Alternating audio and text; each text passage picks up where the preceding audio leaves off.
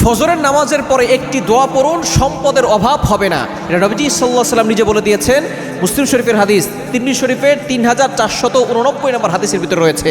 চমৎকার একটি দোয়া যদি আপনি ফজরের নামাজের পরে পড়তে পারেন এবং মাগরিবের পরে পড়তে পারেন, দেখবেন আল্লাহ তাআলা অভাব থেকে আপনাকে মুক্ত করবেন এবং আল্লাহ পাক রব্বুল আলামিন আপনাকে হেদায়েতের পথে অটল রাখবেন, অবিচল রাখবেন। আল্লাহ পাক রব্বুল আলামিন আপনাকে সুস্থতার নিয়ামত দান করবেন।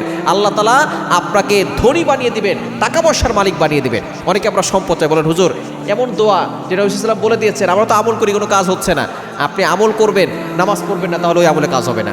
আপনি আমল করবেন, আবার এদিক দিয়ে হারাম খাবেন, ওই আমলে কাজ হবে না। এজন্য আপনি সঠিকভাবে আল্লাহর কাছে চাইবেন, 5 ওয়াক্ত নামাজ পড়বেন, ইবাদত করবেন, গুনাহ ছেড়ে দিবেন, হারাম কাজ ছেড়ে দিবেন, এরপর আপনি আল্লাহর কাছে দোয়া করবেন, ওই দোয়াটা কবুল হবে। এজন্য আমল যেগুলো আছে এগুলো রাসূল সাল্লাল্লাহু আলাইহি ওয়াসাল্লাম আমাদেরকে শিখিয়ে দিয়ে গেছেন। কিছু আমল আছে যেগুলো আল্লাহ পাক রব্বুল আলামিন বান্দাকে সম্পদ দান করেন, কারণ সম্পদের দরকার আছে।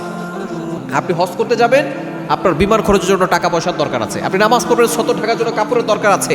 টাকা পয়সা আমাদের মূল লক্ষ্য না, আমাদের মূল লক্ষ্য হচ্ছে জান্নাত। তবে জান্নাতে যাওয়ার জন্য আপনি যে বিধানগুলো পালন করবেন, যাকাত দিবেন, অসহায় মানুষের পাশে দাঁড়াবেন, আপনার নিজের কাছে যদি টাকা পয়সা না থাকে আপনি কিন্তু দিতে পারবেন। এই জন্য হালালভাবে ধনী হতে কোনো বাধা নাই।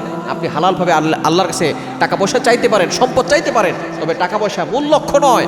আপনি এই টাকা পয়সা দিয়ে দান করবেন, আপনি আল্লাহর জন্য খরচ করবেন। এই জন্য ফজর নামাজের পরে একটি দোয়া 3 বার পড়বেন, মাগরিবের পরে 3 বার পড়বেন। দোয়াটি হচ্ছে তিরমিজি শরীফের 3489 নম্বর হাদিস, আল্লাহুম্মা ইন্নী আসআলুকাল হুদা ওয়াত তুকা ওয়াল আফাফা ওয়াল গিনা। আল্লাহুম্মা ইন্নী আসআলুকাল হুদা ওয়াত তুকা ওয়াল আফাফা ওয়াল গিনা। একটা দোয়ার ভিতরে 4টা কথা। আল্লাহ, আমি আপনার কাছে হেদায়েত চাই। হেদায়েত আমরা নামাজের ভিতরে দোয়া করি, ইহদিনাস সিরাতাল মুস্তাকিম, ও Allah show us the right path, show us the correct path. Allah আমাকে সঠিক পথ দেখান, সঠিক রাস্তা দেখান।